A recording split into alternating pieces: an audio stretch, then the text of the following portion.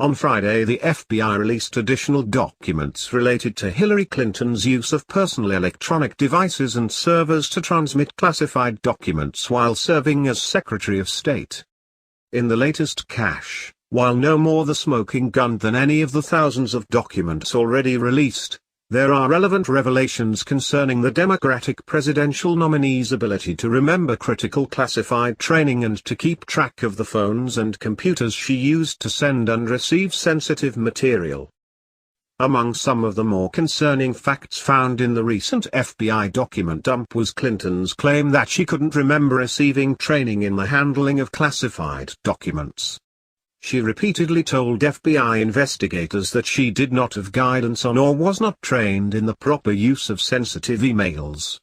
Her self-professed ignorance included, according to the FBI, how to use the president's email address. Given the genuine questions surrounding Hillary Clinton's health, particularly relating to her apparent seizures, it is important that the FBI documents report that Clinton's aides blamed her inability to recall key classified training on a head injury.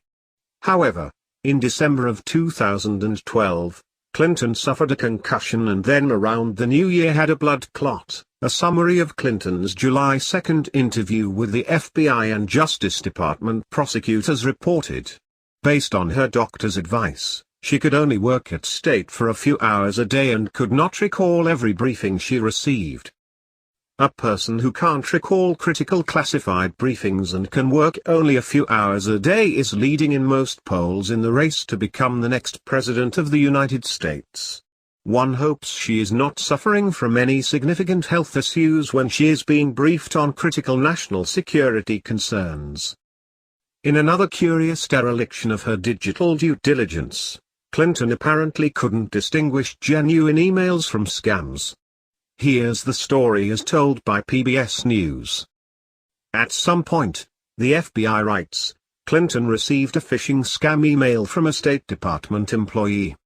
She did not open the link, which was potentially malicious, but asked the employee if the email was legitimate. In another incident, Clinton wrote her aide Huma Abedin that she was worried someone was hacking into her email because she received an email with a link to a pornographic website.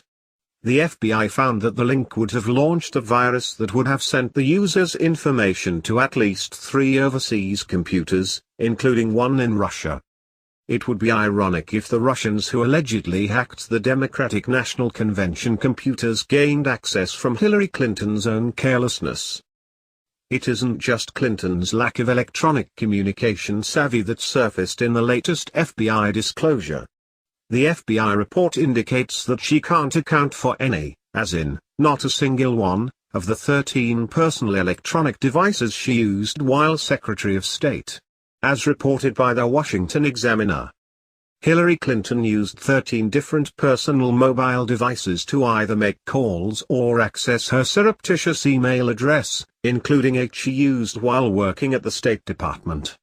But she was unable to find any of them to assist in the FBI's investigation, according to notes the agency released Friday, and had at least some of them smashed with a hammer. Clinton's law firm, Williams & Connolly, said it was unable to locate any of these devices, the FBI said. Clinton aide Justin Cooper claimed to have destroyed at least some of Clinton's old Blackberries by breaking them in half or smashing them with a hammer. Phones and laptops can be demolished with a hammer, but eliminating emails presents a thorny technological challenge, a challenge Hillary Clinton was up to attempting. According to a story published by the news website Inquisitor, Hillary Clinton's emails from her private server were scrubbed away from existence in a few different ways, one of which involved the utilization of an effective program known as BleachBit, which is a free yet advanced data erasing service. BleachBit was used to wipe Clinton's private server clean, and in this context, clean means unretrievable, never to be found again, or in South Carolina Representative Trey Gowdy's words, Clinton's method of deleting emails by way of BleachBit was so successful that even God couldn't read them, as reported by Politico. In other words, Hillary Clinton was so anxious to completely erase emails about her daughter's wedding plans and her yoga lessons that she ordered her people to use software designed to demolish every digital trace of email. As Representative Gowdy said, "You don't use BleachBit for yoga emails or bridesmaids emails. When you're using BleachBit, it is something you really do not want the world to see." Something else that the world was not to see was the scope of the Obama administration's use of drones to summarily execute alleged threats to national security, but that didn't stop Hillary Clinton from sending and receiving emails about the timing and target of the drone strikes with the Defense Department and President Obama.